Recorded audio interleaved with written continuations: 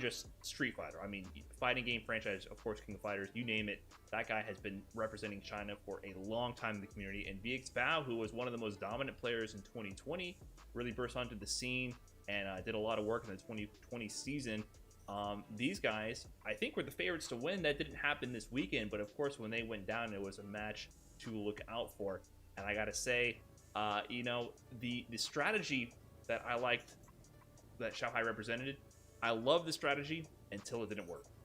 Xiaohai was doing his usual strategy of confirms and offense. This guy has been known for confirms before confirms were really like even a thing. I feel like the first time I heard about what a confirm is, and I knew about reaction-based players, it was Xiaohai. That's what you heard about in Street Fighter 4. I mean, the other players in that conversation were like Pierre Balrog. He didn't have confirms because that's not how the character worked, but it was like the reactions. Seeing someone do something and reacting with a super or an ultra.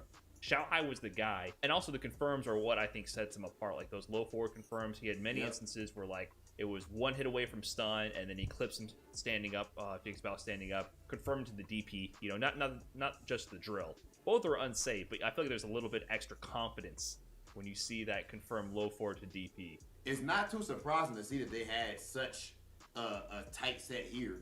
And, you know, overall, as far as the actual character matchup, I'm not exactly, I don't know, who do you think has the advantage in that matchup, if you had to say? I think this is one of the matchups where Urians don't enjoy it that much, but I don't know. It's tough to trust. It's something about the Chinese Urians, bro. It's something about the Chinese Urians. They play it so good. They do. I mean, because Xiaohai was jumping. He was definitely jumping at VX Bao, but he allowed the jump to occur and handled the situation post-jump extremely well. Like, one of the great things about VX Bao in this matchup was when Cammy is pressuring you and when she's hitting you with like those standing light kicks or checking you with those medium punches, she's setting up a situation where she's plus, but generally she's not tick throw range. She's not so close that she cannot throw you without walking first, right? So there becomes a mind game there. Is she going to sprinkle in more pressure with normals here and try to get a confirm? Or is she going to use the frame advantage and scare you to not press any buttons and walk forward, dash forward, get in your face again for a throw, or to reset the situation and go for more pressure, right? That's the basic Street Fighter V mind game for all characters, but Cammy does that to another level, and on top of that can then, instead of dashing at all, can just hold up forward and rinse and repeat, right? VX Bao showed that he was not scared to press buttons on plus frames, because he understood that even if you hit me with a light kick, what are you going to do after that? You have to make a commitment to either then sit still and then go for another frame trap or to move forward. And VX Bao understood that if I mix in buttons on negative frames, that eliminates the option of you walking up to throw me to get that damage and forces you to do other things. So sitting there and blocking is not the best decision every single time. And VX Bao understood that, and the risk reward is great for Urian because the damage he gets and the situation he gets is so much more rewarding than just blocking that situation. Brian, I would argue that I don't think that the risk reward is good or bad for Urian. I don't think that specifically. I think it's like, it comes. I guess my whole point that I'm trying to get at is that as soon as people see something like breakdown, of course I know with you I actually had a character matchup, but as far as players in general, like, you can play the player and then the characters don't matter as much. If he is reading whether Xiaohai was using Cammy, Karen, any type of turn stealing walk up character, he is reading that person is going to walk up in those spots, and he's decided that's the strategy that he's gonna go with. And that's why VX Bao was able to beat Xiaohai, is because of how strong his reads were. Because I would argue that Xiaohai is more fundamentally sound than VX Bao and almost anyone. Yeah, I guess I would. He's cleaner, right? He plays in that like traditional, like the old school mindset of this is how you're supposed to play, which I always think is a farce. Anyways, look back at old school gameplay. They're playing grimy and dirty all day, right? Dirty taquito, bro. Right, of course. But there is like a Street Fighter 4 centered mindset of like this is how you're supposed to play all fighting games that existed for a long time, because it worked in that game really well, which is extremely clean, very risk adverse, right? And that's what Xiaohai excels at. But then, and you can also see that on the defensive side of things for Xiaohai, which is where I think the reads come into play, like you mentioned. When Xiaohai was on the defensive, this guy did not tech. He did not tech. I want to bring up one sequence. It was when they were both tied 1-1 in the set. VX Bao back threw Xiao Hai into the corner. He went for a shimmy. Xiao Hai didn't bite. Crouching Fierce, EX knee drop, more plus frames, right? Point blank. He went for another shimmy. Xiao Hai didn't bite. Crouching Fierce, EX knee drop, plus frames in the corner. Rinse and repeat. This time he goes for a shimmy. Xiao Hai still didn't bite, still hasn't pressed the button. He walks up throw, gets the throw. Walks up throw, walks up throw, walks up throw. 4 throws in a row all land. He goes for the 5th one, he just slightly mistimed it. And at that point, finally, Xiao Hai pressed the button to say, hey, whoa, back up. Because those throw situations, for people who don't understand it, it's a very tight window. So you don't have much time to react if Urian's going to walk back into your range and throw you. But it is not airtight, meaning if you wake up pressing a fast button, you will interrupt him. But if Urian instead throws you, then it just presses a meaty, you'll get counter hit. So it's kind of a guessing situation. You have to read the offensive pattern. You don't have much time to react to the movement option. VX Battle was like, wow, you're really just not going to tech. You're really going to not challenge me on my walk-up throw situation. And he took full advantage of that. I had not seen those kind of throw loops since like season 4 Karen, right? That's like a season 2 type, yeah. Season 2 okay, type, how yeah. do you... So you brought up the fact that, of course, like, you know, he took all of those EX knees in a row. Mm-hmm. However, we also earlier brought up the fact that Xiao Hai's anti-air game is one of the best that we've ever seen. So how do you interpret that? He wasn't ready for it. So the EX knees definitely came into play. I don't think I saw a single EX knee anti-air this set. I think the way he snuck them in were from like awkward cancels because, okay, crouching fierce to EX knee. Usually from a crouching fierce in the corner when they go for the shimmy attempt, you think EX fireball, right? And then you think the mind game, how long is he going to charge it? Or is he just going to immediately release it or kind of hang there? And maybe do I try to interrupt or does he get crazy plus frames? You know, usually there's like, that's the mind game that the mini game in that scenario that you're waiting for.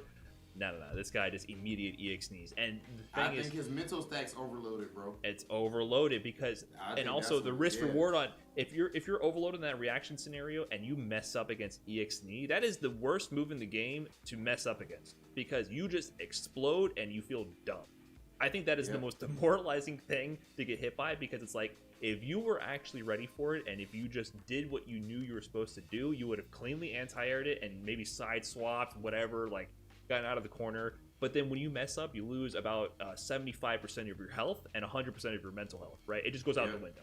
It feels bad. And so Xiao Hai, he didn't even attempt to anti-air those. It wasn't just that situation. There was other situations too where he was able to rinse and repeat these plus frames and get in over and over.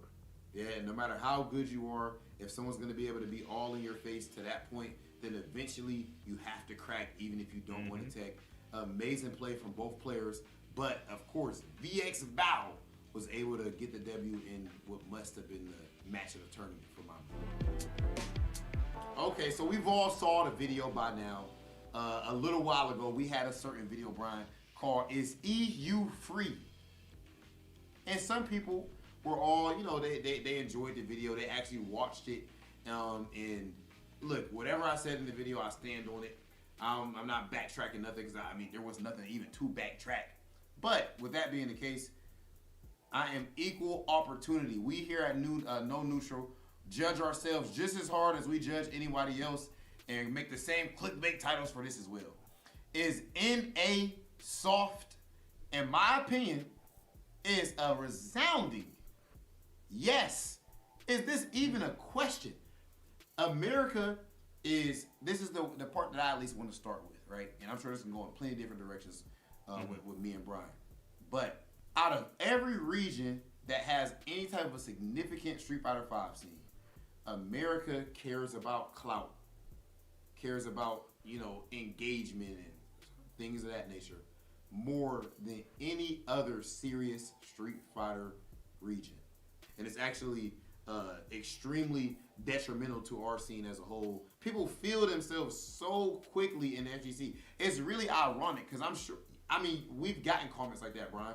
There's people who have literally taken me the wrong way because of old Hollywood and all this type of stuff like that and act like that I'm really some, you know, bougie type of over the top or like you are some type of, you know, the same thing. When really the most ironic thing is players who aren't doing as much, who aren't as strong, who aren't winning the same tournaments or placing the same, who don't have the same numbers, are actually the most cocky people in this entire country, and that's a fact. I've seen it time and time again. America, North America, especially United States, is soft. Very. The one thing I have to counter here, I don't think anything you said was inaccurate, but I think it's not an American exclusive problem. What you described, it exists in Europe, it exists in Japan. Now, just because we don't speak Japanese, we're not as in tune with the scenes. You have seen character specialists from all of these regions. Now, do we have the scrub quote-esque mentality of like, oh, I only lost because I picked this character, but I'm always going to pick this character, and I'm going to do that subconsciously. That's different at that point. My loss. That's different at that point. We can't assume it. We can't assume. That's the thing. We can see. We only know what we see, right? So, bro, I'm you just mean gonna to go tell ahead me on you record think that these dudes that are... exists everywhere? It exists Come everywhere. on, bro. You Look, think in Japan, I've had instances these dudes like are that. losing? I think saying, so. It's because my character trash, and they keep playing it for years. 100%. I feel like there's this problem that we assume that other regions and other cultures are so much more like respectful. I'm talking about notable players, bro. Notable? I'm talking notable? about notable players in Japan. Notable? I'm saying, you think there's notable people with any type of a name in Japan, like at least. Well, I think the players you're discussing are not notable. It's notable is relative, maybe. Well, maybe we know about them. Listen, don't get me twisted. If I say names and stuff like that, then that's wrong. That's just bad. That's in bad taste. Sure, I understand. But no, there are notable players over here who do that for sure. I mean, notable to me means it's relative, right? So I guess it's going to depend on who notable to who. Just because we know them or like we go to tournaments with them does not mean they're notable in the entire world of Street Fighter, right? They're not. Are they winning CPT events? Come on, bro. Bro, you've been notable for a long. It ain't like you specifically won. I've just won my first CPT event. I've been notable, a notable player before that. Shine is notable. Like, come on, bro. You know what I mean. I don't want to. If we're gonna have the conversation, bro. Listen, the viewers want us to really have a conversation. I'm not trying to do like the semantics game, bro. You know what I'm talking about. America is very right. I agree with what you're saying, but I'm just saying I don't think it's just America. I stand by that. I think that this is a universal problem. People like to pigeonhole their mindsets and look for excuses and stuff like that. I think that's it does exist. You're 100% factual. I mean, this is something that I picked up on years ago. Years ago, coming up into the scene, starting to go to tournaments, you would always see those characters. Like, I'm talking about people as their character. Like, they would be in events. They'd be talking like, my character is so bad, yada yada, this and that, and it would get to the point where I'm like, I'm sick of hearing you talk about how bad your character is. Just drop them. Just stop. Mm-hmm. It's not even fun and jokey anymore. It's just like your entire personality is being miserable about how bad you have it. But you can just boop. There you go. You're playing top tier now. It's that easy. You know, just click over a few character slots to the right. And then there you have this selection of top tier. And it's not just the low-tier character, low-tier players, bro. That's an example I brought up. Right. But I'm just talking about as a whole. You know what I mean? As a whole, you think people are too concerned in NA with complaining or I've seen people practicing and getting better? Exactly. I've seen people play in tournaments, like in offline CPT events, and be in damn Twitch chat, like, right during the match, like right before when the match about to start, typing something in Twitch chat, or as soon as somebody lose in America, like, you know, people always gotta like go and make it a long in-depth Twitter. It's like, and if people God forbid people are streaming, it's as if people feel like they need to explain away the loss, like they think that because people are watching and judging them, so the winning is not about them. If that makes sense. It's not like not enough people are genuinely trying to win for themselves in our scene, you know, and it's really whack. It's disgusting, you know. And I think when we look at the pure gameplay, the depth of talent that Japan has versus us, I mean, the guidelines to the success are the same, bro, in almost every avenue. And when it comes to Street Fighter, you know, it definitely applies there too. So there's clearly a reason why they're a more talent-dense region than us. Right. Well, I think there's a few other things besides that too. We always come back to it. I think infrastructure. I really do feel like that really affects us a lot. It's gotten better with Street Fighter V, but we don't have, you're not down the street from me. I can't go to a LAN center and have like the top 20 players in my region all right there and just run sets all day. And we don't have the same schedules. We have other things going on with our lives, right? So I feel like there's a big issue of not being able to train together as much. And then also on top of that, people don't take it as seriously. People are not rigorous with what they're doing. Okay, but to say that, this is the thing though, if you say that, right? And I agree with you actually 100% that people aren't that serious. They don't know that. They don't know it? They don't know that. They think they're serious? They're putting in 2 million hours a week on Street Fighter V though, bro. They're putting in which continue to do so, please. But I'm just saying, they don't know that, and that's why they complain when they lose. That's why they, all of these different weird things. There's definitely other ways to go about it. But not just there's other ways. So it comes down to mentality though, bro. Sure. No matter who you can train with, it's mentality. There's way more people in North America who give a damn about being able to random somebody out in the first or two, or I don't care, even just beat them clean. I don't care what you want to call it. Just win the first or two, and they could get smashed in the tournament, and they're happy, and they feel like they did something, and they're gonna go post on Twitter about it and stuff like that. Because I think when you're newer and you're new in the scene, that's a very easy thing to fall into, and it's okay to celebrate here and there, right? But at a certain point, you need to keep raising the bar for yourself and keep raising your expectations forever and ever. And at a certain point, it becomes, I need to win forever, and the job's not done until it's then. If you take incremental steps, that's fine. But I think what you're saying is there's players who should have graduated and taken this more seriously I'm not a long talking time about ago, intermediate players, and they're still celebrating. They're still celebrating the constellation prizes when they should have graduated a long time ago. And I agree. Like I can't do that anymore, right? Like I've won tournament matches against notable players, and people will be like, "Oh, that's so good, that's so great, whatever." And I'm like, it doesn't matter. I'm not done with my pools yet. It doesn't matter. Like this win is irrelevant if I don't get those points. If I don't get to that next level. The people who aren't there aren't relevant to the conversation to me. Not that they're not relevant to our scene, but when we say it's NA soft, to me that directly implies the serious players. Sure. I talked about EU and stuff. I didn't say nothing bad about EU, but I got to give America the same thing. America's soft, bro. I can buy it. I can see what you're getting at. I will defend America and say it's not just an American only problem. I stand by that. We got to deal with our own, right? That's what I'll say. Yeah. We got to deal with our own. It's a universal thing, and I think our scene might be suffering from it maybe a little bit more than others. But yeah, you're 100% right. It's very difficult mentally to accept things, right? To be able to handle a loss and be able to just digest it, even in the face of unfair circumstances. Here, but yeah, maybe NA needs to step it up mentally. Maybe there should be less tweeting after an L. And we got to learn how to handle the lag salts. That's for sure. That's something we all got to step it up in. So, this top 8, half of them got to be in losers. The moment you go to any top 8, half of that bracket has already gotten their one mulligan. They got their one L that they took, and they got one more shot to claim the whole tournament. And there's a lot that goes on mentally with that. How do you go into a bracket? So you go Saturday, you qualify to the top 8, you're in loser side. The next day, you're coming in fresh. You got to play at least, how many sets is that? Like 5 sets, 6 sets to win the whole events. That's a long path to go through, and then you cannot afford a single set dropped. And mentally, that's taxing. And the numbers don't lie. I mean, that's a difficult position to be in to win from. But like, how do you handle that mentally, and how do you go prepare for that, and how do you deal with it in the moment? It's kind of the question here.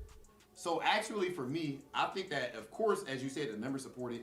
It's harder to win a tournament from loser side, and that's to me just because of the sheer volume of matches you have to play. Numerically, just more matches played means there's a higher chance that you might run into somebody who's going to beat you. However, I actually find it easier to fight people on loser side than winner side.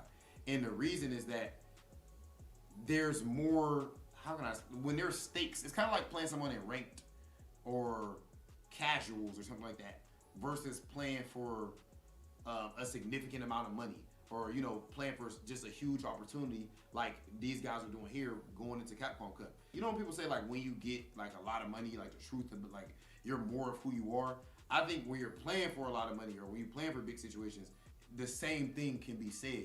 You can feel someone's fear, and that fear is just more likely to rear its head in losers than it is in winners when they no longer have that buffer. It's like fighting someone and you both are on the edge of a cliff. But if I'm the one that's not scared to die, we fighting near the edge of a cliff, but I'm not scared to die. And my opponent is scared to die. 9 times out of 10, I'm probably gonna be the one that is has better reactions and more fluid and thinking more clearly. So I have a better chance of survival and winning that fight. The same thing there. A lot of people don't like fighting near that cliff. To me, I feel like the challenge is not necessarily the fear. Like what I've struggled with in losers bracket in the past is motivation. And I feel like I've talked about this with a few players. There's a lot of different concepts like the mental game, right? And one of them is motivation. And I remember I used to have this really big problem where if I went to losers, I would lose right away in losers. Or I'd be like, oh, whatever, just play the next set, whatever, just get it over with. And then I wouldn't play to the best of my ability. And I realized what was happening is motivation was tanked.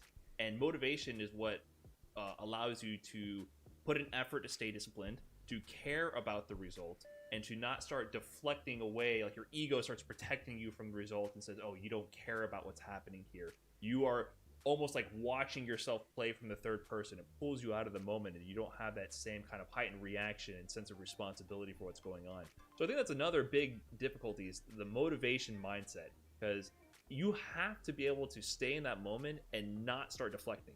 It's super easy to start being like, on the down low, like you won't even notice it's happening. You'll be like, I don't care about this loss. I don't really care. Like, oh, whatever, I got this far. It doesn't really matter if I win or lose. And you'll start. What happens is your reactions slow down. You start tunnel visioning. You're not as aware of what's going on the screen, and that's definitely a big trap that I think you can fall into. Like what I started doing, I'm playing online tournaments. You guys can't see me. I'll like slap myself. I'll like hype myself up. I'll be doing stuff. I can feel my motivation, my mental energy being drained. It's like, no, you got to stay at this level. You don't want to go too hype, right? Like you got to find that balance of energy. If you get too hype, I try to do some breathing techniques. Is that only in big tournaments though? Like I've only ever experienced that if like it's not a big tournament, but like I go to losers mad early and first to 1,